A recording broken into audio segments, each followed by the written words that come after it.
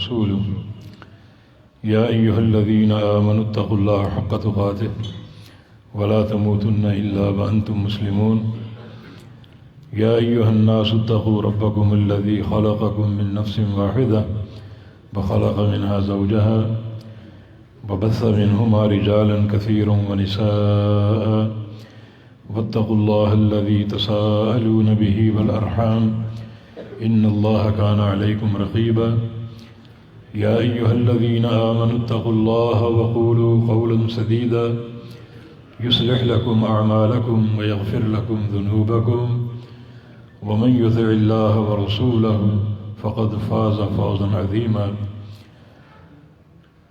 اللهم صل على محمد وعلى آل محمد كما صليت على إبراهيم وعلى آل إبراهيم إنك حميد مجيد اللهم بارك على محمد وعلى آل محمد كما باركت على إبراهيم وعلى آل إبراهيم إنك حميد مجيد سبحانك لا علم لنا إلا ما علمتنا إنك أنت العليم الحكيم رب اشرح لي صدري ويسر لي أمري واحلل عقدة من لساني يفقه قولي لقد قال الله سبحانه وتعالى بعد أعوذ بالله من الشيطان الرجيم من همزه ونفخه ونفثه بسم الله الرحمن الرحيم يا أيها الذين آمنوا ادخلوا في السلم كافة ولا تتبعوا خطوات الشيطان إنه لكم عدو مبين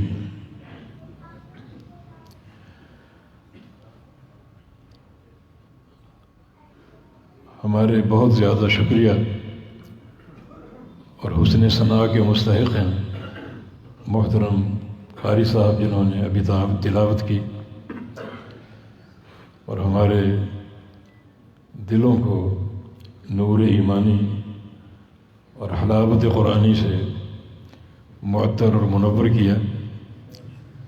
اچھی آواز اللہ تعالیٰ کی دین ہے اور ایک بندے کے فضائل میں یہ چیز شامل ہے۔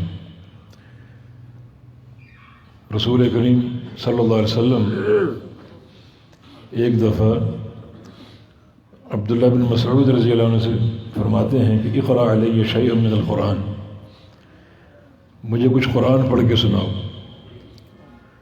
تو عبداللہ حیرت زدہ ہو گئے، علیک اقرأ وعلیک انزل، کہ میں پڑھوں حالانکہ قرآن تو آپ پر اترا ہے اور ہماری یہ چاہت ہے کہ آپ پڑھتے رہیں ہم سنتے رہیں، تو میں پڑھوں آپ پر؟ فرمایا کہ ہاں، احب ان اسمعہ من غیری، آج میری خواہش ہے کہ میں کسی اور سے قرآن سنوں۔ تو آپ نے عبداللہ کا انتخاب کیوں کیا؟ نبی علیہ السلام کے ایک اور حدیث ہے، من سرہ ان یقرأ القرآن غضا کما انزل فلیقرأہ علی قراءة ابن ام عبد، اگر کسی کی خواہش ہو کہ قرآن پاک بالکل تر و تازہ پڑھے جیسے جبریل پڑھتے ہیں، تو وہ عبداللہ کے لہجے کی پیروی کرے۔ عبداللہ بن مسعود جب قرآن پڑھتے ہیں تو یہ محسوس ہوتا ہے کہ جبریل امین پڑھ رہے ہیں، اور قرآن پاک جس طرح پڑھنا باعث اجر ہے اس طرح سننا بھی باعث اجر ہے۔ بلکہ میں یہ سمجھتا ہوں کہ اللہ تعالیٰ کی رحمت کا بہت جلدی حصول اور نزول تلاوت قرآن سننے سے ہوتا ہے، جس کی دلیل اللہ تعالیٰ کا فرمان وَإِذَا قُرِئَ الْقُرْآنُ فَاسْتَمِعُوا لَهُ وَأَنصِتُوا لَعَلَّكُمْ تُرْحَمُونَ، کہ قرآن پڑھا جائے تو سنا کرو خاموشی سے، بالکل خاموش رہا کرو، سنا کرو، لعلکم ترحمون، تاکہ تم پر رحم کیا جائے۔ تو مانا قرآن پاک کا سننا یہ باعث ہے نزول رحمت، اللہ تعالیٰ کی رحمت اس سے عطا ہوتی ہے، اور تلاوت کا سننا ان اسباب میں سے ہے جو اسباب اللہ تعالیٰ کی رحمت کا موجب بنتے ہیں، جن اسباب کی بنا پر اللہ تعالیٰ اپنی رحمت بندوں پر اتارتے ہیں۔ تو اللہ تعالی ہمیں صحیح معنی میں جو حق ہے قرآن کا اس طرح سننے کی توفیق عطا فرمائے۔ بعض دفعہ ہم نے اسٹیجوں پر دیکھا ہے قاری صاحب کو قرآن پر لگا دیا اور خود پروگرام تشکیل دینے کے لیے باتیں کر رہے ہیں۔ یہ بالکل ادب قرآن کے خلاف ہے۔ آپ کا سب سے اس وقت جو اہم پروگرام وہ تلاوت قرآن ہے، رحمان کا کلام، جس کو پڑھا جا رہا ہے اس کو سننا چاہیے۔ تو اللہ تعالیٰ جو سماع کا حق ہے وہ ہمیں اپنانے کی توفیق دے تاکہ اللہ تعالیٰ کی رحمت کے مستحق بن سکے۔ اس وقت میرا دوسرا شکریہ اپنے برادر مکرم، برادر گرامی حاجی یعقوب صاحب کے لیے، جنہوں نے وقت لیا اور وقت لے کر چھوڑا نہیں، مسلسل مجھ سے کراچی رابطہ کرتے رہے اور ان کے اس اصرار پر، مسلسل رابطے پر، یاد دہانی پر یہ پروگرام ممکن ہو سکا۔ میں شکریہ اس لیے ادا کر رہا ہوں کہ ان کی اس کوشش سے آپ اتنے دوستوں کی زیارت ہو رہی ہے۔ میری رائے یہ ہے، میری سوچ یہ ہے کہ درس ایک پروگرام ہے، مگر اس پروگرام کے بہانے اپنے دینی بھائیوں سے ملاقات، ان کی زیارت اور ان کے پیارے پیارے چہروں کا دیدار بذات خود بہت بڑی نیکی۔ ایک حدیث قدسی میں رسول اللہ صلی اللہ علیہ وسلم کا فرمانا ہے کہ اللہ فرماتا ہے حقت محبتی للمتجالسین فیہ، حقت محبتی للمتزاورین فیہ، کہ جو بندے میرے لیے، میری رضا کے لیے آپس میں مل بیٹھتے ہیں ان بندوں کے لیے میری محبت فرض ہو جاتی، اور جو بندے میرے لیے آپس میں زیارت کرتے ہیں، ایک دوسرے کے چہرے کو دیکھتے ہیں، کوئی دنیا کی غرض نہ ہو، ان بندوں کے لیے بھی میری محبت فرض ہو جاتی۔ اور میں سمجھتا ہوں کہ یہ وہ محبت ہے، ایک عظیم جوہر، جس کا سب سے پہلے قیامت کے دن اجر مرتب ہوگا۔ جب میدان محشر میں سارے اولین و آخرین جمع ہو جائیں گے تو اللہ تعالیٰ کی طرف سے ندا آئے گی،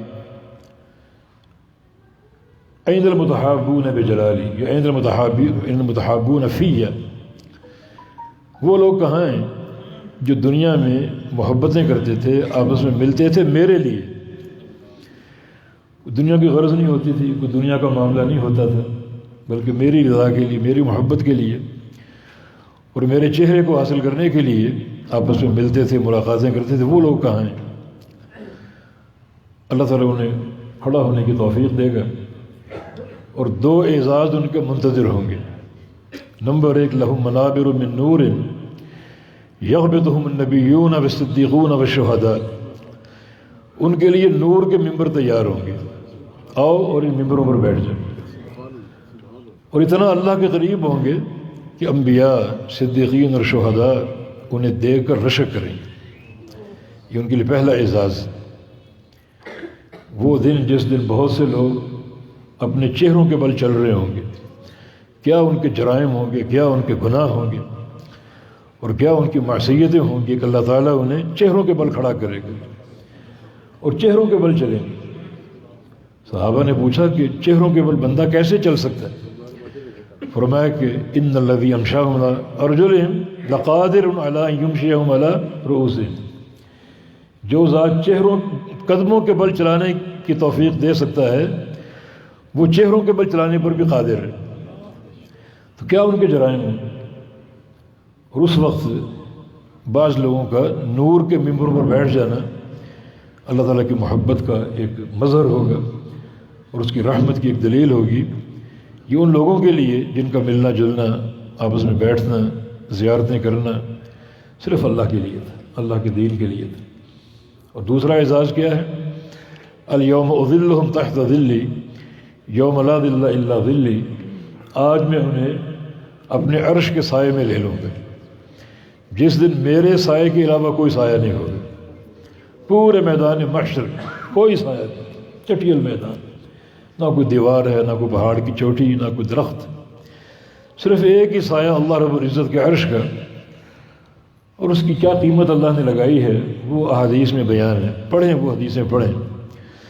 تو یہ ایک اعزاز ان کے لیے ہے جن کی محبتوں کا محور اللہ کی رضا تھی، اس کے لیے ملنا جلنا، محبتیں کرنا، زیارتیں کرنا۔ تو اللہ تعالیٰ آج جو ہم جمع ہوئے ہیں ہمارے اس اجتماع کو انہی احادیث کے تناظر میں قبول کر لے. ہمارا مل جانا، مل بیٹھنا اللہ تعالیٰ کی محبت کا ذریعہ بن جائے، اور اللہ تعالیٰ آج کی مجلس کی برکت سے ہمیں قیامت کے دن اپنے عرش کا سایہ عطا فرمائے.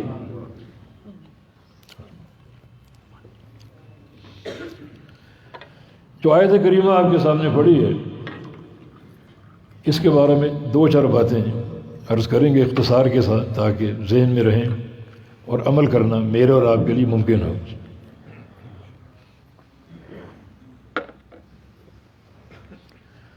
اللہ رب العزت اہل ایمان سے مخاطب ہے، یا ایھا الذین آمنوا، اے میرے وہ بندو جو ایمان لا چکے ہیں، ادخلوا فی السلم کافہ، اسلام میں پورے داخل ہو جاؤ،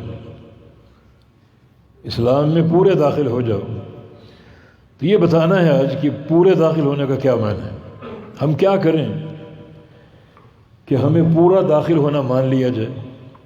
کیا ہمیں کرنا، کیا ذمہ داری ہے؟ اسلام میں پورے داخل ہونے کی کیا علامت ہے، کیا ہمیں کرنا چاہیے؟ اس کے کئی مفہوم ہیں.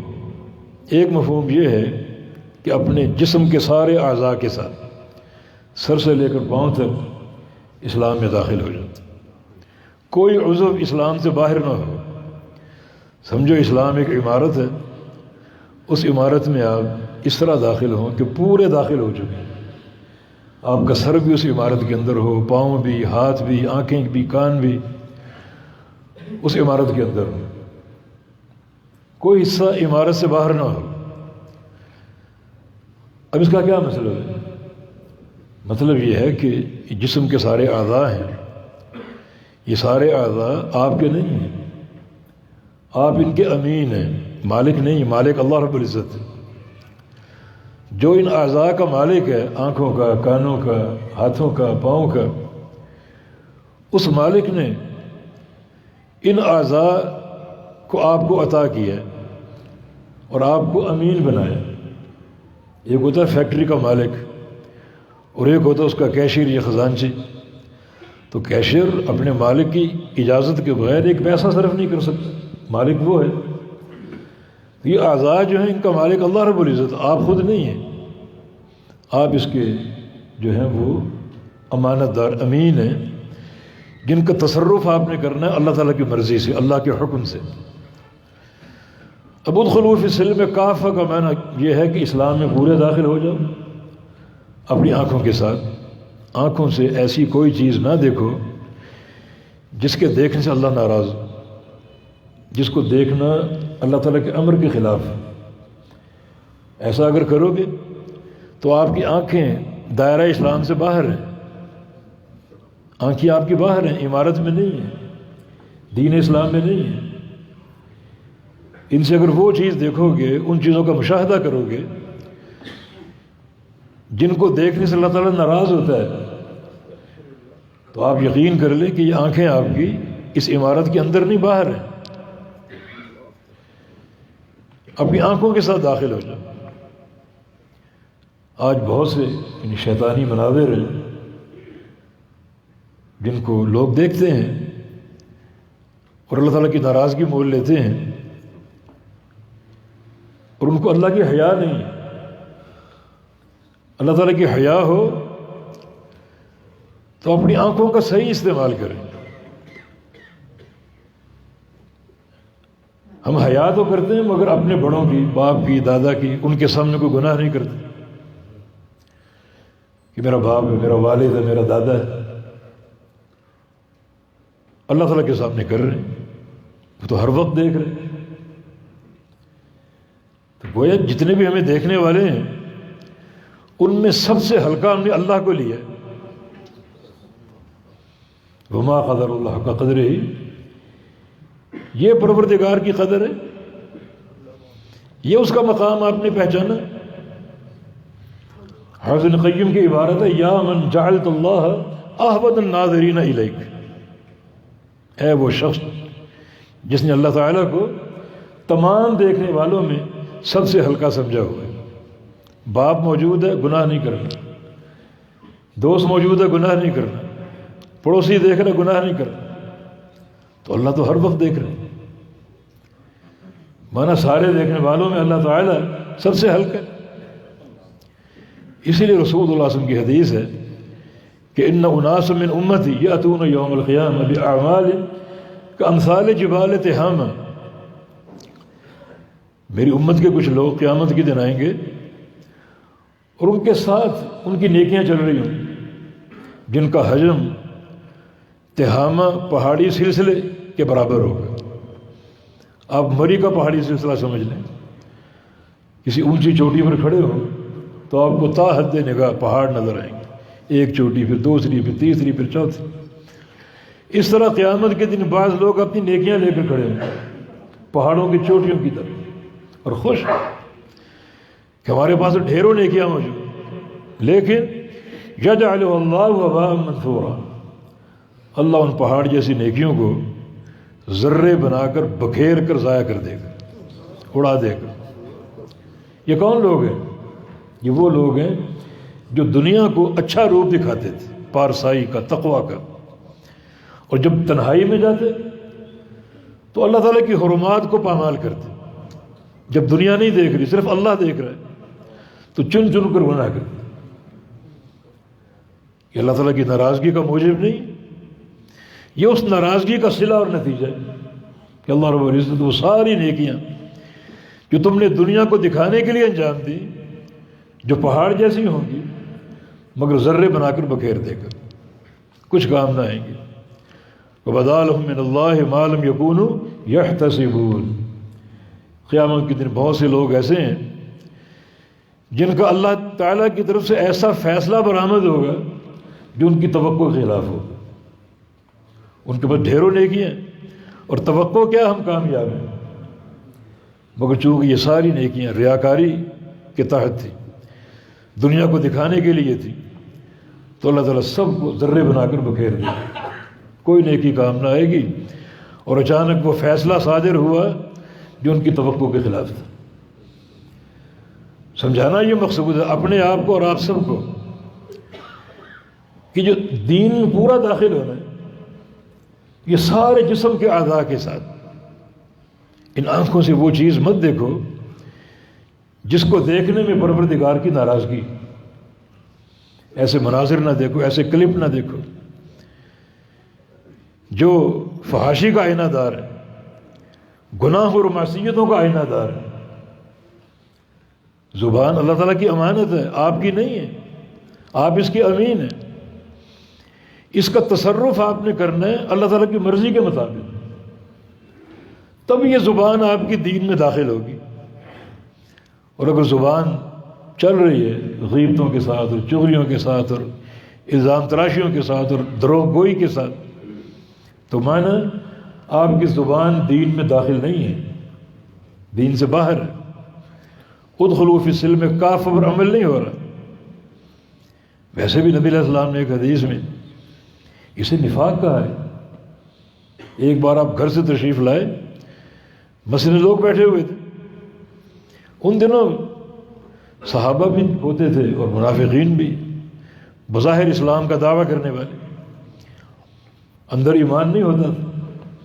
ایک دن آپ نے ایک تقریر کی، اس کا ایک جملہ یہ ہے، یا معشر من آمن بلسانہ یا اسلم بلسانہ ولما يدخل الایمان فی قلبہ، اے وہ لوگوں جو اب تک صرف زبان کے مسلمان ہیں اور اب تک ایمان ان کے دل میں داخل نہیں ہوا۔ ایک عرصہ گزر چکا ہے، اسلام قبول کیے یا اسلام کا دعویٰ کیے، مگر اسلام اب تک زبانوں تک محدود ہے، اندر داخل نہیں ہوا۔ کیا وجہ ہے؟ کیا وجہ ہے؟ آگے رسول اللہ صلی اللہ علیہ وسلم نے خود فرمایا، لا تغتابوا المسلمین ولا تتبعوا عوراتهم، مسلمانوں کی غیبت نہ کرو اور نہ ان کی عیب جوئی کرو۔ ان کے قریب سے گزرو تو کھلی آنکھوں سے دیکھو کیا ہو رہا ہے، کیا کر رہا ہے، سننے کی کوشش کرو کیا باتیں ہو رہی ہیں، نہ ان کی غیبت کرو نہ ان کی عیب جوئی کرو۔ یہ ترتیب یہ سمجھا رہی ہے کہ ایک شخص ایمان کا دعویٰ کرنے والا، نمازیں پڑھنے والا، روزے رکھنے والا، اگر اس کے اندر یہ دو گناہ ہیں، غیبت کرنا اور اپنے بھائیوں کی عیب جوئی کرنا، ان کے عیب تلاش کرنا، ان کو ذلیل کرنے کے لیے، انہیں بدنام کرنے کے لیے، رسوا کرنے کے لیے، تو اس کا ایمان ابھی قابل قبول نہیں، بلکہ اس کے اندر نفاق ہے، یہ عملی نفاق ہے۔ تو اگر زبان سے یہ ساری چیزیں ہو رہی ہیں تو مانا زبان ابھی دین میں داخل نہیں ہوئی، دین سے باہر ہے۔ اس طرح بقیہ اعضاء ہیں، آپ کے کان ہیں، کانوں سے کیا سننا ہے، وہ اللہ تعالیٰ کے احکام موجود ہیں۔ یہ کان اللہ کی ملک ہیں، آپ کو دیے گئے تاکہ آپ 70-80 سال جتنا یہ وقت آپ کے پاس ہیں، آپ زندہ ہیں، اس وقت تک ان کی امانت کا حق ادا کریں۔ تو ان کانوں سے کیا سنیں جو اللہ چاہے۔ اللہ تعالیٰ جو چیز سنانا چاہتا ہے اگر وہ سنو گے تو اس کی رضا بھی ملے گی، محبتیں ملیں گی، رحمتیں ملیں گی۔ ابھی ہم نے تلاوت قرآن سنی، لعلکم ترحمون، اگر توجہ سے سنو گے، حضور قلبی اور خشیت کے ساتھ تم پر رحم کیا جائے گا، تمہیں رحم عطا ہوگا۔ بہت بڑی نعمت ہے، کیوں یہ تصرف اللہ کی مرضی کے مطابق ہے، اور اگر یہ تصرف اللہ کی مرضی کے خلاف ہے تو اللہ تعالیٰ ناراض ہوگا۔ ادخلوا فی السلم کافہ، پر آپ کا عمل قابل قبول نہیں ہوگا، زبانیں باہر ہیں آپ کی۔ ان ٹانگوں کا استعمال کر کے ایسے مقام پر جاتے ہو جو مقام خالق کائنات کی ناراضگی کے ہیں، تو یہ ٹانگیں دین سے باہر ہیں۔ لاکھ تم دعوے کرتے رہو اسلام اور ایمان کے، لیکن اللہ کی مرضی کے خلاف، اس کے امر کے خلاف اگر ان ٹانگوں کا استعمال ہے تو یہ ٹانگیں دین سے باہر ہیں۔ کہاں جانا ہے؟ جہاں اللہ چاہتا ہے۔ یہ مساجد ہیں، مدارس ہیں، علماء اور صالحین کی زیارت ہے، ان سے محبت کا اظہار ہے، رشتہ داریوں کو جوڑنا اور قائم کرنا ہے، ان کے پاس پہنچ کر، یہ سارے ان ٹانگوں کے تصرفات۔ عروہ بن زبیر رحمہ اللہ بہت بڑے تابعی تھے، بہت بڑے تابعی، ان کی ایک ٹانگ میں زہر بھر گیا تو معالج نے مشورہ دیا کہ اس ٹانگ کو کاٹا جائے گا ورنہ زہر آگے سرایت کر جائے گا، اور ٹانگ کٹوا لی۔ قصہ طویل ہے ٹانگ کٹوانے کا۔ جب ٹانگ کٹ گئی اور آپ کو خبر دی گئی تو کہا کہ مجھے میری ٹانگ دکھاؤ۔ وہ لوگ لے کر آ گئے، ٹانگ کو دیکھا، سامنے رکھا اور فرمایا کہ تو مجھ سے کٹ گئی، جدا ہو گئی، قیامت کے دن گواہی دینا کہ میں تجھ پر چل کر کبھی نافرمانی کے مقام پر نہیں گیا، کبھی کسی گناہ کے مقام پر نہیں گیا، تجھے یہ گواہی دینا قیامت کے دن۔ یہ ہمارے سلف صالحین کا موقف ہے۔ وہ ان امانتوں کے حق کو سمجھتے تھے۔ یہ ہاتھ اللہ کی امانت ہے، ان ہاتھوں سے کیا کام لینا ہے۔ چہرہ اللہ کی امانت ہے، چہرہ کیسا ہونا چاہیے، محمد الرسول صلی اللہ علیہ وسلم کا چہرہ کیسا تھا، کیا آپ کے اوامر ہیں، کیا آپ کے فرامین ہیں۔ اگر چہرے پر وہ رنگ نہیں، وہ نور نہیں جو اللہ کے پیارے پیغمبر کا ہے تو چہرہ آپ کا دین سے باہر ہے۔ حکم کیا؟ ادخلوا فی السلم کافہ، اسلام میں پورے داخل ہو جاؤ مکمل طور پر، اپنے سر کے ساتھ، اپنے چہرے کے ساتھ۔ بعض لوگوں کے سر دیکھ لو، ان کی کٹنگ دیکھ کر اندازہ ہوتا ہے یہ انگریزوں کے پٹھو ہیں، یہ وہاں سے کوئی فیشن آتا ہے اگلے دن وہ اپنا لیتے ہیں۔ انگریزوں نے کوئی عجیب سا وہ مزاحیہ انداز ایک بنایا ہوا ہے سر کے بالوں کا، کٹنگ کا، ہمارے نوجوان بنا کے پھرتے۔ مانا وہ سر دین اسلام میں نہیں، اللہ کے پیغمبر کی تعلیمات پر نہیں، بلکہ اہل یورپ کے مزاج کے مطابق۔ نبی علیہ السلام کی تعلیم تو یہ ہے کہ اپنی شلوار کو، پتلون کو ٹخنوں سے اوپر رکھو، وہ ہم نے قبول نہیں کیا۔ انگریزوں کی طرف سے پیغام آ گیا یہ شارٹ پہنو، یہ گھٹنوں تک، وہ ہم نے قبول کر لیا۔ ٹخنوں سے 1 انچ اوپر کر لو، اللہ ناراض نہیں ہوگا۔ ما تحت القدمین فہو فی النار، حدیث ہے رسول اللہ صلی اللہ علیہ وسلم کہ جو کپڑا ٹخنے سے نیچے ہے وہ کپڑا بھی اور وہ ٹخنا بھی جہنم میں جائے گا، اس بندے کو جہنم میں لے کر جائے گا۔ یہ ہم نے قبول نہیں کیا، یہ قبول نہیں کیا۔ انگریز منحوس نے کہا کہ یہ شارٹ پہنو، یہ گھٹنوں تک جاتے ہیں، وہ پہنے اور پھر گھر میں بھی داخل ہوتے ہیں۔ ہماری بہنیں، بیویاں، مائیں گھروں میں موجود ہیں، کوئی حیا نہیں، کوئی شرم نہیں۔ تو بھائی لباس ہو، سر ہو، چہرہ ہو، کان ہو، آنکھیں ہوں، ہاتھ اور پاؤں ہوں، ان سارے اعضاء کے ساتھ دین میں داخل ہونا، یہ ایک مفہوم ہے ادخلوا فی السلم کافہ، اسلام میں پورے داخل ہو جائے مکمل طور پر۔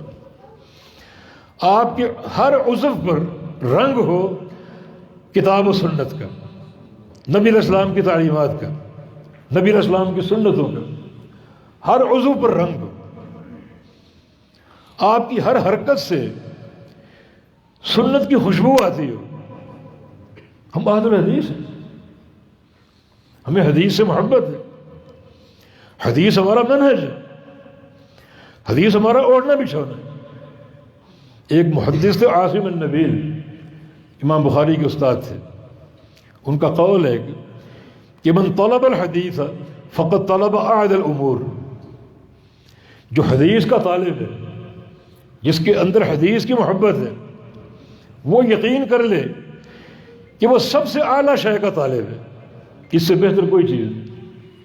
فعلیہ یکون خیر الناس، اس پر پھر یہ فرض ہوگا کہ وہ سب سے اعلیٰ بن کر بھی دکھائے، صرف طلب کی حد تک نہیں، بلکہ کہ آپ کے اٹھنے میں، بیٹھنے میں، مسکرانے میں، بات کرنے میں، لین دین میں، سونے جاگنے میں خوشبو ہو نبی علیہ السلام کی سنت کی اور نبی علیہ السلام کی حدیث کی۔ تو اگر سارے اعضاء کو اس شریعت کے تابع بناؤ گے اور ان سارے اعضاء پر اللہ اور اس کے رسول کے دین کو نافذ اور قائم کرو گے، تو یہ ہے ادخلوا فی السلم کافہ کا ایک معنی۔ فرمایا کہ ولا تتبعوا خطوات الشیطان مبین، وہ تمہارا بڑا ظاہری کھلم کھلا اور خطرناک دشمن، ساری برائیوں کا وہ مرکز اور محور ہے، اس کو مت دیکھو، بلکہ اس اپنے ڈھانچے پر غور کرو۔ یہ سارا ڈھانچہ جو ہے اللہ تعالیٰ کی دین ہے، مالک اللہ ہے، میں اس کا امانت دار ایک امین ہوں، میں نے امانت کے تقاضے پورے کرنے ہیں، ان سارے اعضاء کا استعمال جو ہے اللہ تعالیٰ کی مرضی کے مطابق میں نے جو ہے وہ انجام دینا ہے اور قائم رکھنا ہے۔ انسان کا پیٹ ہے، پیٹ میں حلال لقمہ جائے، رزق حلال جائے، حرام نہ جائے۔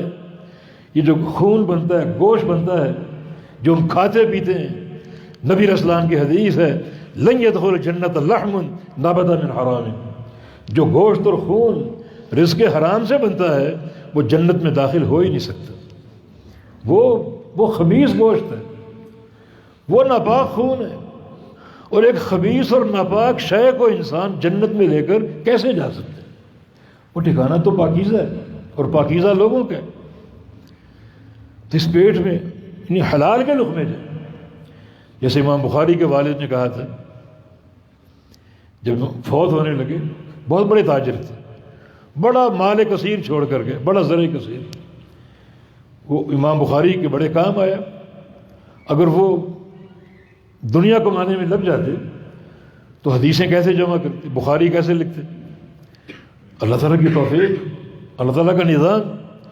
ان کے والد ایک بلا کے تاجر تھے اور بہت بڑا ترکہ چھوڑ کر گئے، اور کہا میرے سارے ترکے میں، سارے میرے مال میں ایک درہم بھی ایسا نہیں جو حرام تو کجا، جو مشکوک بھی ہو، جس کے حرام ہونے میں شک ہو، ایک درہم بھی ایسا نہیں۔ امام جوینی رحمہ اللہ بہت بڑے فقیہ اور عالم، ان کے والد نے اسی رزق حلال کی خاطر نوجوان سے جب نکاح کا وقت آیا، سوچا کہ بڑا پاکیزہ مال کماؤں اور جو پیسہ جمع ہو اس سے پھر شادی کروں۔ چنانچہ انہوں نے ان کتابیں لکھنا شروع کی، ان کتابوں کو بیچا، کتنی پاکیزہ آمدنی، کتاب و سنت کا علم، کتاب و سنت کا نور فروخت کیا، کتنی پاکیزہ آمدنی۔ جب اتنے پیسے جمع ہو گئے، حق مار، ولیمہ وغیرہ، تب وہ نکاح کیا انہوں نے۔ نکاح بھی اس طرح کہ ایک لونڈی کو خریدا، اسے اللہ کی رضا کے لیے آزاد کیا اور آزاد کر کے اس سے نکاح کر لیا، اسی مال سے لونڈی خریدی، اسی مال سے اس سے نکاح کیا، اور پھر امام جوینی پیدا ہوئے، ابو المکارم ان کی کنیت، جوینی پیدا ہوئے، اور اپنی بیوی کو انہوں نے حکم دیا کہ جب تک یہ دودھ پئیں تمہارا دودھ پئیں گے، کسی اور غیر خاتون کا نہیں۔ مجھے نہیں پتہ اس خاتون کی آمدنی کیسی ہے، یہ وہ خاتون اس نے کہاں سے کھایا کہاں سے پیا، اتنی نزاہت کہ تم نے اس کو دودھ پلانا۔ ایک دن بیوی ان باورچی خانے میں تھی اور پڑوس کی عورت گھر میں آئی ہوئی تھی، بچہ یہ جوینی رو رہا تھا بے تحاشا، اسے ترس آ گیا، اس نے بچے کو چھاتی سے لگا لیا۔ وہ ایک دو مسے جسے بولتے ہیں چوسنا، بچے نے وہ چوس لیا، جوینی نے دیکھ لی، وہ ان کے والد نے دیکھ لیا، فوراً ڈانٹا، روکا، بند کر دو، یہ ہم نہیں جانتے اس کی کمائی کیسی، اس نے کیسا کھایا اور کیسا پیا۔ یہ سلف صالحین ان کا موقف، کتنی ان کی احتیاط۔ پھر اس رزق حلال سے کون پیدا ہوا؟ ابو المکارم الجوینی رحمہ اللہ، بہت بڑے محدث اور فقیہ، وہ پیدا ہوئے۔ اور وہ جو کفر کی ملتیں تھیں ان کے قاطع تھے، وہ بہت بڑے مناظر، یہودیوں کے، عیسائیوں کے، اور جو بھی اس دور میں گمراہیوں کے مراکز تھے، ان سب کا ناطقہ بند کر دیا۔ ایک دن ایک مناظرے میں انہیں خاموش ہونا پڑا، مد مقابل کا جواب نہ دے سکے۔ تو کسی نے لوگوں نے پوچھا ان سے کہ حیرت کی بات ہے، آپ نے سینکڑوں مناظرے کیے ہیں اور آپ فاتح بن کر نکلے، آج آپ خاموش ہو گئے، کیا معاملہ ہے؟ کہا کہ میں نہیں جانتا، ہو سکتا ہے آج خاموش ہونا، آج کی یہ شکست اس مسا کا نتیجہ ہو جو پڑوسن کا دودھ میں نے پی لیا، اس مسا کا نتیجہ۔ جس طرح سوال کا موقف کہ اس پیٹ میں کیا جانا چاہیے؟ رزق حلال، اور اگر یہ حرام کا عادی ہے تو یہ پیٹ پھر دائرہ اسلام سے باہر ہے۔ ادخلوا فی السلم کافہ، اسلام میں پورے داخل ہو جاؤ، اپنے سر سے لے کر پاؤں تک سارے اعضاء کے ساتھ، جس کی تفسیر یہ ہے کہ ان سارے اعضاء کا تصرف جو ہے اللہ اور اس کے رسول کی مرضی کے مطابق، آپ اس کے امین ہیں، امانت کا حق ادا کر جاؤ، اور اللہ اور اس کے رسول کے جو اوامر اور نواہی ہیں ان کے تقاضے پورے کرو، تاکہ تمہارا اسلام میں داخل ہونا قابل قبول ہو، اس پر اللہ تعالیٰ کی رضا اور اس کا اجر مرتب ہو۔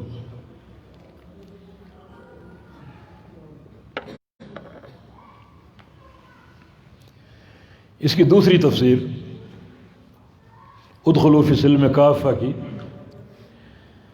حافظ ابن قیم رحمہ اللہ نے بیان کی ہے، اپنی کتابوں میں جا بجا اس کی طرف اشارہ بھی کیا ہے۔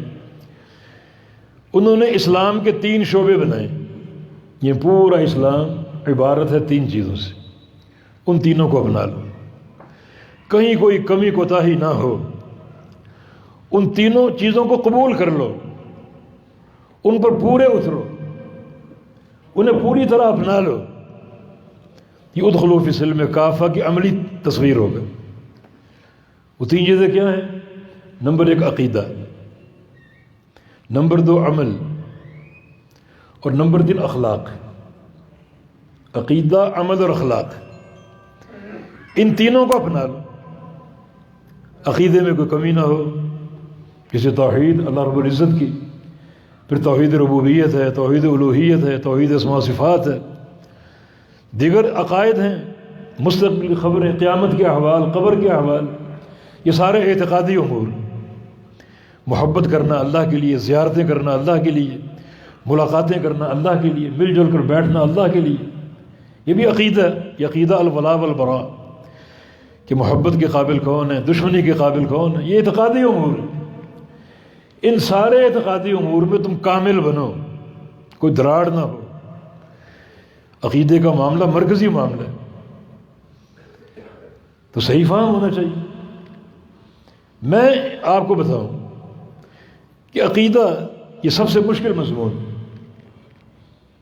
آپ اگر اہل الحدیث ہیں تو یہ مت سمجھیں کہ ہم توحید اور عقیدے میں کامل ہیں، کہیں نہ کہیں نقص ہو سکتا ہے، کمی ہو سکتی۔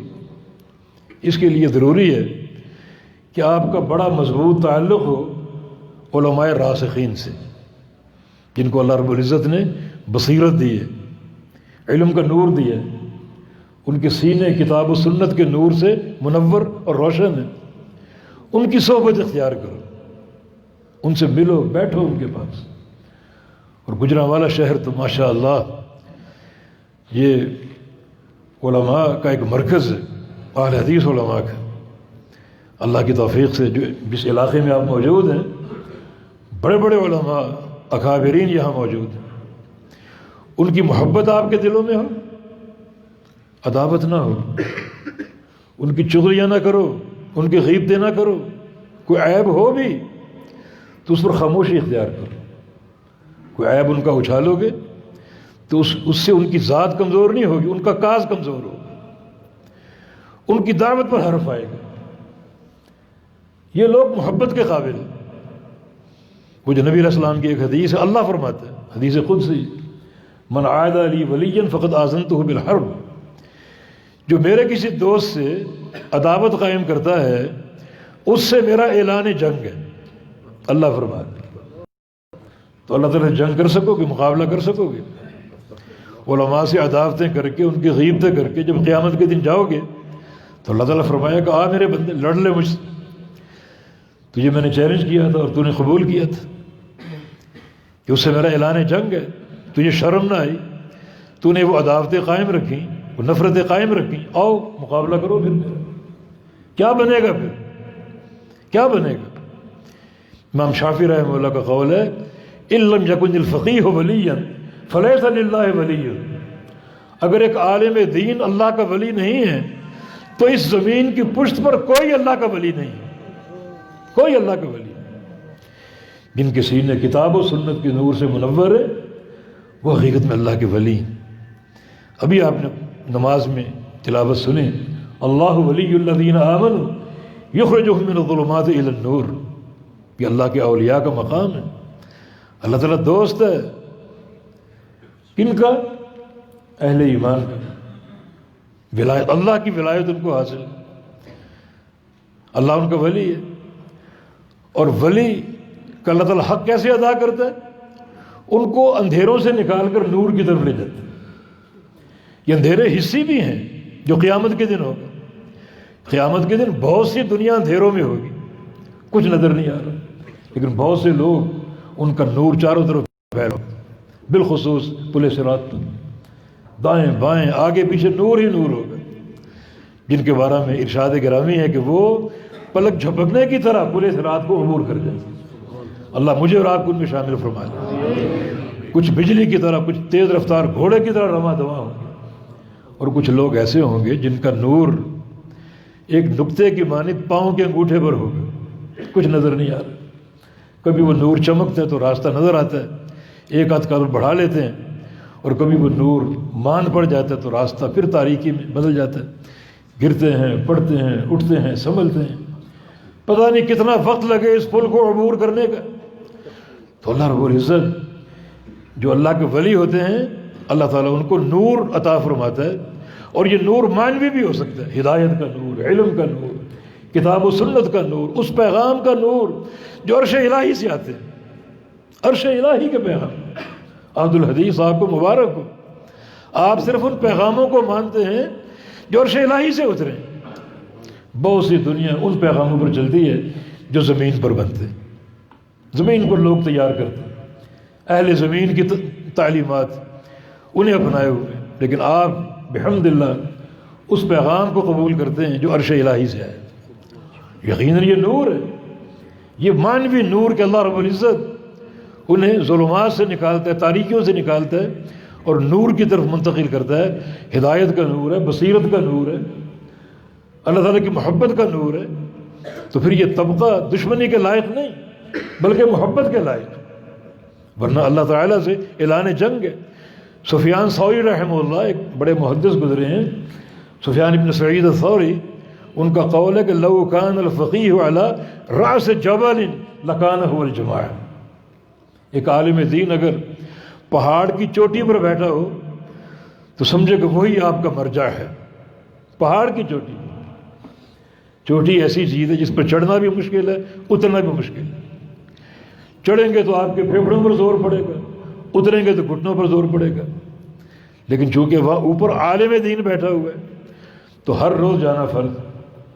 حضرت ابن قیم کا قول ہے جس شہر میں عالم دین نہ ہو اس شہر کے لوگوں پر ہجرت کرنا فرض ہو جاتا ہے، اس شہر کو چھوڑ دو، کسی ایسے مقام پر جاؤ جہاں علماء کا وجود ہے۔ تو بات تھوڑی سی پھیل گئی۔ عقیدے کے فہم کے لیے علماء سے تعلق، ان سے رابطہ، ان کی محبت، ان سے میل جول بہت ضروری ہے، تاکہ یہ گہرائی عقیدے کی آپ کو حاصل ہو، اس میں کوئی دراڑ نہ ہو اور کوئی خطا نہ ہو، کوئی انحراف نہ ہو اور کسی قسم کا خلل نہ ہو۔ تو ادخلوا فی السلم کافہ، جس کی پہلی اسٹیج عقیدہ ہے۔ عقیدے پر ہر چیز استوار ہوتی، حتیٰ کہ آپ گناہ بخشوانا چاہیں اس وقت تک نہیں بخشوا سکتے جب تک آپ کا عقیدہ ٹھیک نہ ہو۔ حالانکہ اللہ رب العزت سب سے زیادہ خوش کب ہوتا ہے؟ جب بندے توبہ کرتے ہیں۔ اللہ افرح بتوبۃ عبدہ، سب سے بڑھ کر اللہ کو خوشی اپنے بندے کی توبہ پر ہوتی۔ لیکن بندے کے عقیدے میں اگر دراڑ ہو تو اللہ اس کی توبہ بھی قبول نہیں کرتا، توبہ بھی قبول نہیں ہوتی، جس کے دلیل اللہ کا فرمان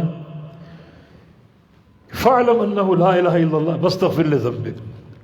پہلے جانو، پہچانو کس کو؟ لا الہ الا اللہ کو، پھر استغفار کو۔ اگر اس کلمے کی معرفت کے بغیر استغفار کیا وہ قابل قبول نہیں۔ پہلے پہچانو لا الہ الا اللہ کو، اللہ تعالیٰ کی توحید کو، جس میں کوئی دراڑ اور خلل نہ ہو، پھر استغفار کرو، اللہ قبول کرے گا۔ ایسا قبول کرے گا کہ 100 سال کے گناہ ہوں، ایک بار کے استغفار سے سارے گناہ معاف کر دے گا۔ وہاں بھی شرط توحید ہی کی ہے، توحید ہی کی۔ یابن آدم انک لو اتیتنی بقراب الارض خطایا ثم لقیتنی لا تشرک بی شیئا لاتیتک بقرابها مغفرۃ وفضلا۔ آدم کے بیٹے، اگر یہ ساری زمین تیرے گناہوں سے بھر جائے لیکن اس میں شرک نہ ہو، تو نے شرک نہ کیا ہو، تیرا توحید کا فہم قابل قبول ہو، اور پھر تو میرے پاس آ جائے سارے گناہ لے کر توبہ کرنے کے لیے، تو میں 2 کام کروں گا۔ ایک، ان سارے گناہوں کو دھو ڈالوں گا، زمین کو صاف کر دوں گا۔ دوسرا، تیرے گناہوں کی جگہ اپنا فضل بھر کے وہ پوری زمین تجھے لوٹا دوں گا۔ 2 یہ کام کروں، لیکن اساس توحید ہے۔ ثم لقیتنی لا تشرک بی شیئا، تو نے شرک نہ کیا۔ تو دیکھیں مغفرت اور توبہ سب سے زیادہ اللہ تعالیٰ کی ایک خوشی کا پہلو ہے۔ یمد یدہ باللیل لیتوب مسیء النہار، یمد یدہ بالنہار لیتوب مسیء اللیل۔ کیا اس کے ایک محبت اور شوق کا عالم ہے۔ دن چڑھتا ہے تو اللہ تعالیٰ ہاتھ پھیلا دیتا ہے۔ آپ ہاتھ کب پھیلاتے ہیں؟ میں تشبیہ نہیں دے رہا، اپنے بچے کو دیکھ کر، بیٹی کو دیکھ کر اس کے استقبال کے لیے اسے سینے سے ڈالو، وہ دوڑتا ہوا آتا ہے، آپ باہوں کو پھیلا دیتے ہیں اور اپنی محبت کا اظہار کرتے ہیں۔ یہاں تشبیہ نہیں ہے کہ اللہ تعالیٰ اس طرح ہاتھ پھیلاتے جیسے اس کے لائق ہے۔ جو صفات اس کی بیان ہے کتاب و سنت میں، ہمارا ان پر ایمان ہے۔ کیفیت ہم نہیں جانتے، کیفیت اللہ کے سپرد ہے۔ جو چیز اس نے بتائی وہ قابل قبول ہے، جو چیز نہیں بتائی وہ اللہ کے سپرد ہے۔ اس نے صفات بتائی ہیں، ان پر ہمارا ایمان ہے۔ صفات کی کیفیت نہیں بتائی وہ اللہ کے سپرد ہے، اس پر خاموشی۔ اس عقیدے کے ساتھ کہ اللہ تعالیٰ ان ساری صفات میں کامل ہے، کسی صفت میں کوئی نقص نہیں ہے، کسی صفت میں کوئی عیب نہیں ہے، کوئی خرابی نہیں ہے۔ اس کی ساری صفات حق ہیں جو کتاب و سنت میں وارد ہیں بغیر کسی تشبیہ کے، اور ان ساری صفات میں اللہ تعالیٰ کی ذات بالکل کامل و اکمل ہے، کسی نقص کے بغیر۔ تو اللہ اپنے ہاتھ پھیلا دیتا ہے، کیا اس کی کیفیت ہے ہم نہیں جانتے، مگر ایک ظاہری معنی ہاتھوں کو پھیلانے کا یہ شوق اور محبت کا اظہار ہے۔ کیوں ہاتھ پھیلاتا ہے؟ دن کو کیوں پھیلاتا ہے؟ لیتوب مسیء اللیل، تاکہ رات کی تاریکی میں جس نے چھپ کر گناہ کیے ہیں وہ دن میں توبہ کر لے۔ جب رات آتی ہے تو اپنے ہاتھوں کو پھر پھیلا دیتا ہے تاکہ جن لوگوں نے دن کے اجالے میں گناہ کیے وہ رات کو تاریکی میں آ کر توبہ کر لیں۔ ہاتھ پھیلائے رکھتا ہے، پھیلائے رکھتا ہے، پھیلائے رکھتا ہے، حتیٰ کہ آخر تیسرا پہر باقی بچتا ہے۔ اس میں اللہ تعالیٰ کیا کرتا ہے؟ ینظر الی سماء الدنیا، اللہ تعالیٰ آسمان دنیا پر نزول فرماتا ہے اور فجر کے طلوع ہونے تک پکارتا ہے، حل من مستغفر فاغفر لہ، ہے کوئی گناہوں کو بخشوانے والا، آؤ مجھ سے گناہ بخشوا لو۔ حل من مسترزق فارزقہ، کوئی روزی کا طالب ہو مجھ سے روزی مانگ لو۔ حل من مستشفی فاشفیہ، کوئی شفا کا طالب مجھ سے شفا مانگ لو۔ تو یہ اعتقادی عمل کیا کہ اپنے عقیدے کو سنوار لیں. یہ مضمون تھوڑا سا مشکل ہے، لیکن جو علماء سے تعلق ہوگا، ان کے دروس سے آپ استفادہ کریں گے، ان کی صحبت میں بیٹھیں گے، تو یہ عقیدے کی گہرائیاں آپ پر کھلیں گے. آپ کا دل روشن ہوگا، آپ کا دماغ روشن ہوگا، شرح صدر حاصل ہوگا، اور عقیدے کی صحت حاصل ہو گئی تو اللہ تعالیٰ تمہارے گناہوں کی پرواہ نہیں کرے گا، سارے معافی. اگر گناہ ایسا آپ کر بیٹھے جو اللہ کو ناراض کر دے تو ایک گناہ پر مواخذہ اور پکڑ ہو سکتی. اس لیے یہ معاملہ ایسا ہے، پوری احتیاط کی ضرورت. یہ پہلا شعبہ ہوا اسلام کا، عقیدے کا باب. پھر عمل، دوسرا شعبہ عمل ہے. اس میں خاص طور پہ جو ارکان خمسہ، بنی الاسلام علی خمس، اسلام کی عمارت 5 ستونوں پر قائم، جس میں توحید ہے، نماز، زکوٰۃ، روزے اور حج بیت اللہ. ان 5 چیزوں کو، ان 5 ارکان کو پہلے سمجھو اور قبول کرو. پہلے عقیدہ تھا جس کو ایمان بھی کہتے ہیں. ایمان کی 6 بنیادیں تھیں، ان کو سمجھ لو اچھی طرح. ان تؤمن باللہ وملائکتہ وکتبہ ورسلہ والیوم الآخر والقدر خیرہ وشرہ. اللہ پر ایمان، اللہ تعالیٰ کے فرشتوں پر ایمان، اللہ تعالیٰ کی کتابوں پر ایمان، اللہ تعالیٰ کے رسولوں پر ایمان، روز آخر و تقدیر پر ایمان. 6 شعبے. ان 6 کو پڑھیں آپ. ایمان باللہ کیا ہے، اس کے تقاضے کیا ہیں؟ ایمان بالملائکہ کیا ہے، اس کے تقاضے کیا ہیں؟ ایمان بالرسل، ایمان بالکتب، ایمان بالیوم الآخر، ایمان بالتقدیر، کیا ہے سب چیزیں، ان کے تقاضے، شرع، ہدایات. ایک سہل مضمون ہو سکتا ہے، یہ سمجھ لیں تو ایمانیات پوری ہو جائے گی. اسلام کی 5 بنیادیں جس میں شہادتین ہے، نماز ہے، روزہ ہے، زکوٰۃ ہے اور حج ہے، ان کو سمجھ لیں تو ارکان خمسہ پورے ہو جائیں گے. تو اس طرح یہ عمل کا شعبہ ہے. بہت سے عمل، بہت سے احکام اللہ اور اس کے رسول کی طرف سے صادر ہوئے ہیں، ان کو اپناتے جاؤ، ان کو سمجھتے جاؤ اور اپنی طاقت کے بقدر ان کو پورا کرتے جاؤ. تو یہ پھر عمل کا شعبہ ہے. تیسرا اخلاقیات کا شعبہ، اپنے خلق کو سنوارو، جس کی ہم میں کمی. پتہ نہیں یہ فقہ ہم نے کہاں سے لے لی کہ میاں ہم توحید میں پختہ ہیں، توحید ہم کو حاصل ہے، تو اخلاقی اصلاح کی ضرورت نہیں ہے، توحید ہی کافی ہے کامیابی کی. نہیں، ہرگز نہیں. یہ بھی شیطان کا ایک وسوسہ، ایک اس کا چوکا ہے جو آپ پر برساتا ہے اور اپنے جال میں پھنسانے کی کوشش کرتا ہے. جس طرح باقی چیزیں ہیں، اخلاقیات بھی کامیابی کی بنیاد. دیکھیں نبی علیہ السلام کی حدیث ہے، 2 عورتوں کا ذکر ہے. ایک عورت مالدار تھی، صدقہ دیتی تھی، زکاتیں دیتی تھی، روزے رکھتی تھی، طاقتور تھی، نماز پڑھتی، نفل پڑھتی. صحابہ نے اس کا ذکر کیا، اس کے محاسن بیان کیے. لیکن ایک اس میں عیب ہے، تو اسی جیرانہ بلسان ہے، زبان کی کڑوی ہے اور بڑی اپنے پڑوسیوں کو اذیت دیتی، کسی کی چغلی، کسی کی غیبت. فرمایا ہی فی النار، یہ خاتون جہنم میں جائے گی. وہ نمازیں کہاں گئیں، روزے کہاں گئے، یہ دین پر چلنا کہاں گیا، زکاتیں صدقات کہاں گئے. تو یا رسول اللہ، ایک خاتون اور ہے، غریب ہے، کمزور ہے، فرائض پورے کر لیتی ہے لیکن نفل نہیں پڑھ سکتی. رمضان کے روزے رکھ لیتی ہے، نفلی نہیں، نمازیں پوری پڑھ لیتی ہے، نوافل ادا نہیں کر پاتی، صدقہ نہیں دے پاتی، اس فقیر ہے وہ. لیکن لا تؤذی جیرانہ بلسان، زبان اس کی بہت میٹھی، اس نے کبھی کسی غیبت نہیں، کسی کو گالی نہیں دی، کسی کی چغلی نہیں کی. فہی فی الجنہ، یہ خاتون جنت میں جائے گی. تو مانا اخلاق کا ایک مقام ہے جنت کے داخلے، جنت کے حصول کے لیے. پھر اللہ کے پیارے پیغمبر کا فرمان ہے، اثقل شیء فی المیزان الخلق الحسن. اللہ کے میزان میں قیامت کے دن جو بندے کے اعمال تولے جائیں گے، سب سے بھاری عمل بندے کا اخلاق ہوگا. سب سے بھاری عمل کیا ہوگا؟ بندے کا اخلاق ہوگا. اور ایک حدیث میں رسول اللہ صلی اللہ علیہ وسلم کا فرمان ہے جس میں آپ نے فرمایا 2 عمل، خصلتان ہما اخف علی الظہر واثقل فی المیزان. 2 خصلتیں، 2 عمل پشت پر ہلکی ہیں لیکن میزان پر بھاری ہوگی. میزان سے مراد اللہ کا ترازو، جس میں اعمال تولے جائیں گے، جس کے 2 پلڑے ہوں گے. ایک میں نیکیاں اور ایک میں گناہ ڈالے جائیں اور وزن ہوگا.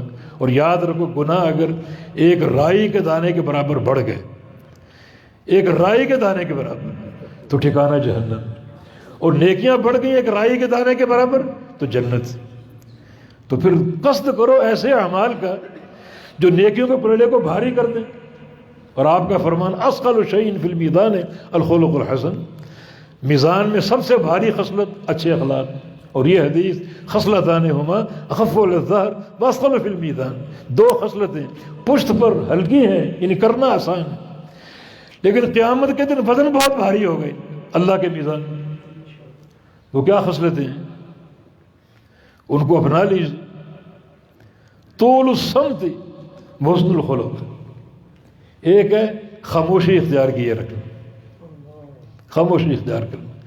اپنے آپ کو سمجھاؤ کہ میں نے کم بولنا ہے. مجلسوں میں ٹر ٹر کرتے رہنا، جو زبان پر ہے بولتے رہنا، اول فول نہیں. کم بولنے کا عادی بنے. حالانکہ عمل بولنا ہے اور نہ بولنا ترک عمل. دیکھو شریعت کی برکت اور رحمت کہ ترک عمل پر اجر. آپ نہ بولیں، خاموش رہیں، اس خاموشی کو تولا جائے گا اور یہ خاموشی اللہ کے میزان میں بڑی بھاری ہوگی. شریعت کی برکت اور سماحت. بولنے میں توانائیاں خرچ ہوتی ہیں، بولنے میں اونچ نیچ ہو سکتی ہے، بولنے میں آپ کسی مقام پر بھی پھنس سکتے ہیں، آپ کا مواخذہ ہو سکتا ہے. جبکہ خاموشی میں ایسی کوئی چیز عمل نہیں ہے، ترک عمل. اور یہ ترک عمل قیامت کے دن اللہ کے میزان میں بھاری ہوگا. تو ایک طول الصمت لمبی خاموشی، اور دوسرا وہ حسن الخلق اچھے اخلاق. اچھے اخلاق سے پیش آؤ. ایک صحابی پیغمبر علیہ السلام کے پاس آیا، یہ جابر بن سلیم کی حدیث طبرانی میں پڑھی میں نے، اور آ کر اس نے کیا کہا؟ ان فی جفوۃ الاعراب، میرے دل میں سختی ہے، غلظت. دل کی زمین سخت ہے، نرم نہیں ہے. یہ سخت اور نرم زمین آپ نے پہچاننی ہے. تو اس کا ایک ضابط ہے، کوئی نیکی آپ کے سامنے آئے اور آپ کا دل اس کو قبول کرتا جائے تو مانا دل کی زمین نرم ہے، ہر نیکی قبول کر رہے ہیں. اور نیکیاں سامنے آ رہی ہیں اور آپ ٹس سے مس نہیں ہو رہے، قبول نہیں کر رہے، تو مانا یہ دل کی زمین سخت ہے. وہ عربی پریشان کہ میرا دل میں سختی ہے، مجھے اس کا علاج چاہیے. کیونکہ نبی علیہ السلام کی حدیث ہے کہ ابعد الناس من اللہ، اللہ تعالیٰ سے سب سے دور وہ شخص ہے جس کا دل سخت، جس کے دل کی زمین سخت. وہ شخص پریشان ہے اور اللہ کے پیغمبر سے سوال کر رہا ہے کہ میں دل کو کیسے نرم بناؤں. تو رسول اللہ صلی اللہ علیہ وسلم نے ارشاد فرمایا لا تحتقر من المعروف شیئا، کبھی کسی نیکی کو حقیر نہ جاننا، کسی نیکی کو چھوٹا نہ سمجھنا کہ نیکی چھوٹی ہے، میرا معیار اونچا ہے، میرے معیار کی نہیں ہے. اس کو کر گزرو، سمجھو کہ اللہ نے موقع دیا. نیکیاں کرتے جاؤ کرتے جاؤ، آپ کی دل کی زمین نرم ہو جائے گی. پھر آپ نے ایک مثال دی. وہ مثال کیا ہے؟ چھوٹی نیکی کی مثال کیا دی؟ وَلَوْ أَن تَلْقَى أَخَاكَ بِوَجْهٍ طَلِيقٍ، آپ کو کوئی بھائی آئے، آپ اس سے ملے کشادہ پیشانی کے ساتھ. یہ نہیں کہ وہ سلام کر رہے، مسافہ تو کر رہے ہو اور منہ اس طرف ہے، ماتھے پر بل ڈالے ہوئے. کیوں؟ یہ غریب ہے، کمزور ہے، میں مالدار ہوں، سرمایہ دار ہوں، اور آپ کے ماتھے پر بل ہوں. نہیں، مسکرا کر ملو. عمل چھوٹا ہے مگر اس عمل کے تسلسل سے اللہ تعالیٰ آپ کے دل کی زمین کو نرم کر دے گا اور آپ کا دل نیکی قبول کرنے کے قابل ہوگا. تو یہ اخلاق حسن، یہ تین چیزیں. باقی ان کی وضاحتیں آپ پڑھیں، علماء سے پوچھیں. ہم نے قواعد آپ کو دے دی شیخ ابن قیم کے کلام کی روشنی میں کہ دین اسلام تین چیزوں سے عبارت ہے: عقیدہ، عمل اور احکام. اخلاق، عقیدہ، احکام اور اخلاق. ان تینوں کو سمجھو اور اپناؤ، اور تینوں چیزوں کے تعلق سے اپنے اوپر کتاب و سنت کا نور چڑھاؤ اور سنت کا نور پیدا کرنے کی کوشش کرو تاکہ ادخلوا فی السلم کافہ ہو جائے. اگر توحید میں پورے ہو، عمل پوری طرح انجام دیتے ہو، اخلاق کے کمزور ہو، تو آپ پورے اسلام میں داخل نہیں. پورے داخل کب مانے جاؤ گے؟ جب آپ اخلاق کے بھی اعلیٰ ہو، اخلاق کا معیار بھی اچھا ہو. اگر اخلاق اچھا ہے، عمل اچھا ہے، عقیدے میں دراڑ ہے، کوئی چیز قابل قبول نہیں، اور دین اسلام میں داخلہ تو دور کی بات ہے۔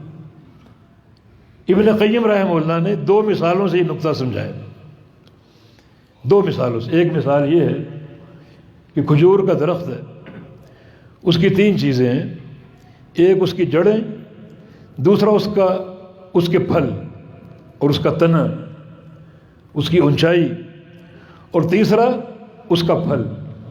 بات ہے کہ جو جڑیں ہیں یہ بمنزل عقیدہ ہیں، بمنزل عقیدہ۔ اس درخت کی آبیاری کرو گے، اس کی حفاظت نگرانی کرو گے، جڑیں مضبوط ہوتی جائیں گی، گہری ہوتی جائیں گی، عقیدہ کو ٹھوس بنا لو۔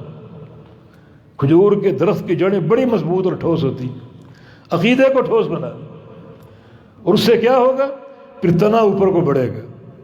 یہ عقیدہ اگر ٹھوس ہو تو اعمال صالح اوپر کو چڑھتے ہیں، تنا اوپر کو جائے گا، آسمان سے باتیں کرنے والا۔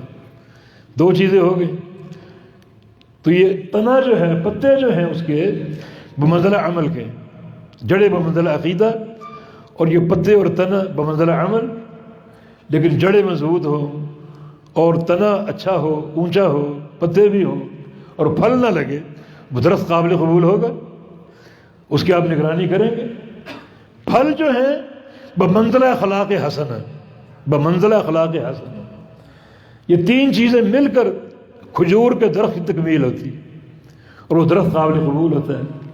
وہ آپ کے لیے شرف کا باعث ہے، اس کا پھل بھی آپ کو ملے گا، سایہ بھی آپ کو ملے گا، بے شمار فوائد اس کے آپ کو حاصل ہوں گے۔ نبی علیہ السلام نے ایک حدیث میں مومن کی مثال کھجور کے درخت سے دی ہے، اور وہ حدیث خود ایک تشریح اور وضاحت کے قابل، بڑا اس میں علم ہے، بڑا علم ہے اس میں۔ تو الغرض یہ ایک مثال صحیح منطبق ہو رہی ہے، جڑے بمنزلہ عقیدہ اور تنا اور پتے بمنزلہ عمل، اس درخت کی بلندی بمنزلہ عمل اور اس کے پھل بمنزلہ اخلاق حسنہ۔ کوئی چیز اگر نہ ہو تو درخت قابل قبول نہیں ہوتا۔ اسی طرح ادخلوا فی السلم کافہ، اگر پورا اسلام میں داخل ہونا ہے تو ضروری ہے کہ عقیدے کے ساتھ، عمل کے ساتھ، اخلاق کے ساتھ داخل ہو جائے، مکمل داخل ہو جائے۔ دوسری مثال ابن قیم نے دی ہے ایک عمارت سے۔ یہ مسجد خوبصورت، اس کو دیکھا آج پہلی بار، فخر سے بلند ہو گیا۔ یا قریب ہمارے ماموں کا گھر تھا، اب بھی شاید نہیں، اب اس وقت تو یہاں آ کر رہا کرتے تھے، لیکن مسجد پاس نہیں تھی۔ پہلی بار دیکھا، بڑی خوشی ہوئی اور بڑی مسرت ہوئی۔ اب دیکھیں یہ مسجد ہے، 3 چیزوں سے عبارت۔ آپ نے اس کو بنایا تو پہلے اس کی بنیادیں آپ نے مضبوط کی، نیچے کتنا سریا آپ نے ڈالا، کتنا سیمنٹ آپ نے ڈالا، وہ نظر نہیں آ رہا، وہ مخفی اندر چھپا ہوا ہے۔ وہ سیمنٹ اور سریا جو ہے بنیادیں بمنزلہ عقیدہ ہے، جو پہلا کام۔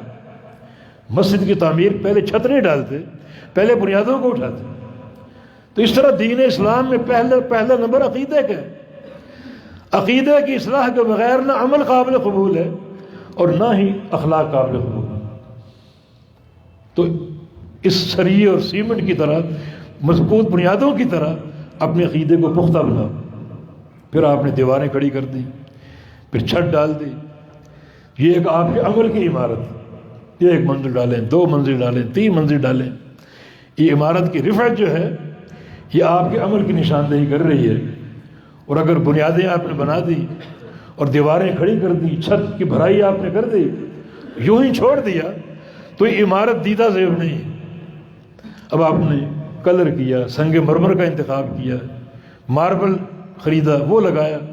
اب مسجد کا حسن آپ دیکھیں، خوبصورتی دیکھیں۔ یہ اوپر جو آپ نے اس پر رنگ لگایا اور ماربل کا اہتمام کیا اور دیگر جو خوبصورتی کے جو بھی امور ان کو اختیار کیا، یہ بمنزلہ اخلاق حسن۔ تو عمارت کی تکمیل بھی ان 3 چیزوں کے ساتھ ہے۔ عمارت کی بنیاد بمنزلہ عقیدہ ہے، عمارت کی رفعت جو ہے دیواریں اور چھت بمنزلہ عمل ہے، اور اس کے بعد عمارت کا حسن، اس کا رنگ روغن اور جو اس کی خوبصورتی کے امور ہیں، جو بھی زینت کے امور ہیں، ملمہ سازی کے امور ہیں، بشرطے کہ اسراف کو نہ جائیں اور ایسا نہ ہو کہ اس میں کوئی غیر شرعی جو ہے وہ اہتمام ہو جائے۔ بعض مساجد میں نے دیکھا اس قدر جو ہے وہ ملمہ سازی کا اہتمام کیا گیا کہ نمازی اپنا چہرہ سامنے دیکھتے ہیں، اس قدر ایسا بھی نہ ہو، لیکن یہ جو سجاوٹ آپ نے کی ہے، اللہ کے گھر کو سجایا اور یہ رنگ روغن دیا، دیگر مختلف اشیاء کا آپ نے انتخاب کیا، حسن ذوق کی علامت، یہ بمنزلہ اخلاق حسن ہے۔ تو یہ عمارت کی تکمیل کے تین امور ہیں۔ تو ادخلوا فی السلم کافہ، اسلام میں پورے آ جاؤ، معنی عقیدے کے ساتھ، توحید کے ساتھ، اللہ اس کے رسول کی محبت کے ساتھ، الولاء والبراء کے ساتھ، اسماء و صفات کے فہم کے ساتھ، ربوبیت کے فہم کے ساتھ، الوہیت کے فہم کے ساتھ، ایمان باللہ کے ساتھ، ایمان بالملائکہ کے ساتھ، ایمان بالرسل کے ساتھ، ایمان بالکتب کے ساتھ، ایمان بالیوم الآخر کے ساتھ، ایمان بالقدر کے ساتھ، جو 6 امور ایمان ہیں ان سب کو لے کر ایک صحیح فہم کے ساتھ اس عمارت میں داخل ہو۔ اتنا کر لیا تو قابل قبول نہیں، پھر عمل کی باری، ارکان خمسہ، دیگر اعمال، وما آتاکم الرسول فخذوہ وما نہاکم عنہ فانتہوا، جو رسول دے وہ لیتے جاؤ، جس سے روکے اسے رکتے جاؤ، تو امر و نہی کو ساتھ لے کر داخل ہو۔ اتنا کر لیا پھر بھی کافی نہیں۔ پھر نمبر اخلاق کا، اخلاق فاضلہ اختیار کرو، اخلاق حسنہ، اور جو اخلاق رذیلہ ہیں ان سے اپنے آپ کو بچاؤ۔ اچھے اخلاق کا مظاہرہ کرو ہر امر میں، گھر میں ہو تو بھی اخلاق حسنہ کا کہ آئینہ دار بن جاؤ۔ اللہ کے پیارے پیغمبر کے حق میں گھر سے گواہی آتی ہے کہ کان خلقہ القرآن، پورا قرآن اللہ کے پیغمبر کا اخلاق، پورا قرآن عظیم الشان گواہی ہے۔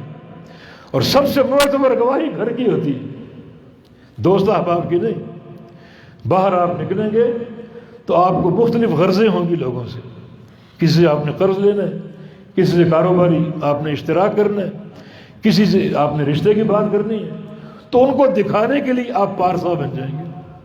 اب وہ دوست اگر آپ کی تعریف کرتے ہیں، وہ تعریف اتنی قابل قبول نہیں ہے۔ ہاں، گھر میں کوئی نہیں دیکھنے والا، آپ ہیں اور آپ کے اہل خانہ ہیں۔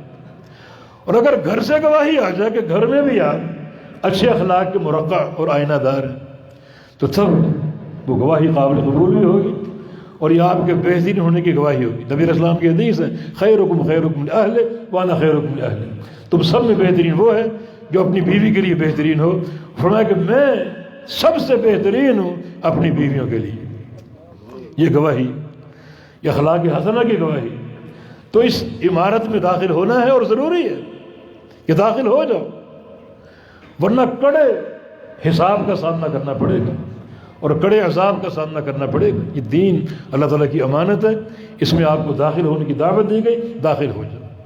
اب جو داخل ہو گیا وہ جنتی، اور جو داخل نہ ہوا وہ جہنمی۔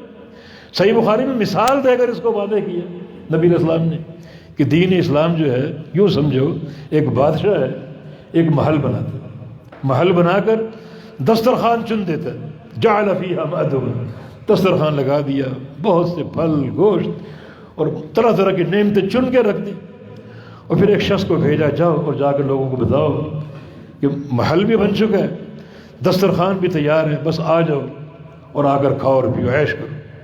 دائی جاتا ہے، دعوت دیتا ہے، جس نے قبول کر کے داخلہ اختیار کر لیا، داخل ہو گیا، ادخلوا فی السلم کافہ، اس محل میں داخل ہو، پوری طرح داخل ہوا، وہ دسترخوان پہ بیٹھ جائے گا، کھائے گا اور پیے گا۔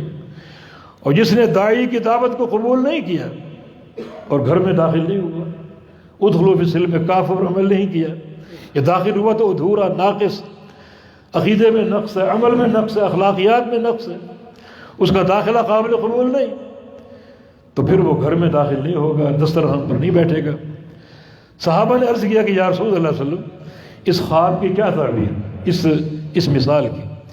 مثال فرشتوں نے بیان کی تھی، صحیح بخاری کی حدیث، فرشتوں نے بیان کی، اس کی تعبیر کیا ہے؟